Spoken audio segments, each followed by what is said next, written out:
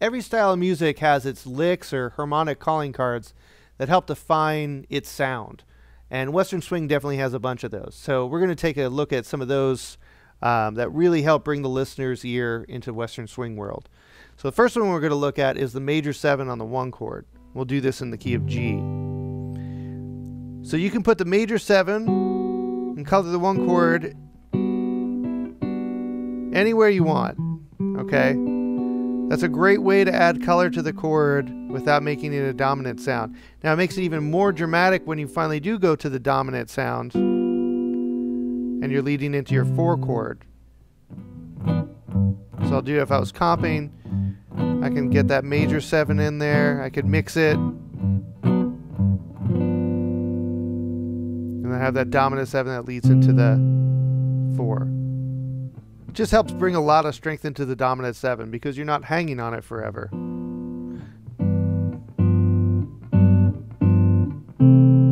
Okay, it's also nice voice leading from the major 7 to the dominant 7 to the 3rd of the 4 chord. You hear this on lead lines a lot too, especially with steel players. A player like Bud Isaacs would do this a lot in the Texas Troubadours.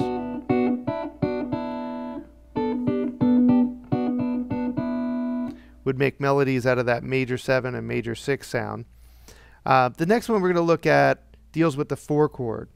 So with our 4 chord we have a couple different substitutions we could use. One is to turn the 4 chord into minor whenever we're leading back to the 1 chord. So major 4, minor 4, your major 1. And you get a nice little chromatic movement going on there. Okay, if you're comping, that leads really nicely into the 1 chord with the 5th in the bass. There's a 4 chord again with the 3rd in the bass, minor 3rd in the bass.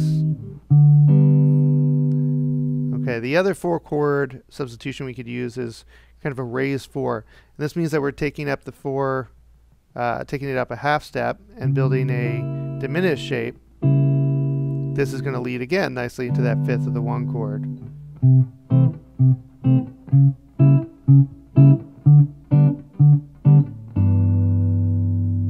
Okay, these are things you can do as a soloist too. The rhythm guitar doesn't have to do this. You can impose these things in your soloing line. So you can outline a 1 chord, or a 4 chord, I'm sorry, and then a minor 4, and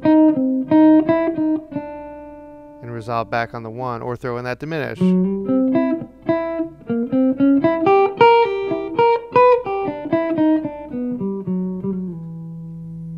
Okay? Alright, so now let's talk about dominant chords. What can we do on dominant chords?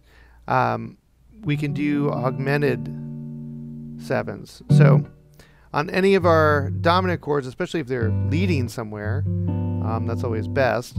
So if we have our 1 chord leading to our 4 chord, we could turn that into an augmented, and that leads nicely into our 4 chord.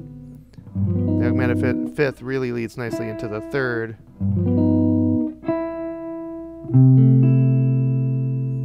We could also do this on our 5 chord.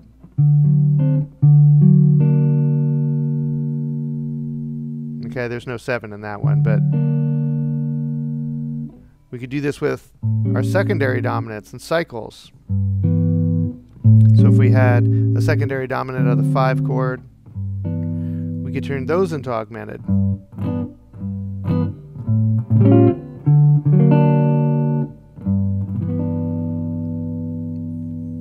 Okay, so those are just a few of the harmonic calling cards, things that I think about whenever I'm soloing or playing rhythm that I try to incorporate into my rhythm guitar playing or lead stuff.